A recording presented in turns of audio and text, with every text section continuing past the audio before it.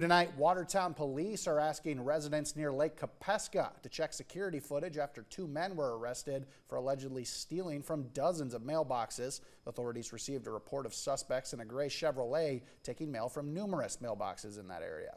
The vehicle was later located. Thomas Brees and Jared Armstrong were arrested. They face state charges of petty theft, and the case will be turned over to the Postal Service for possible federal charges. It's believed that they had opened hundreds of mailboxes, taking gift cards, packages, and more from dozens of them. If you have any additional information, you're asked to contact the Watertown Police Department. That number is on your screen, 605-882-6210.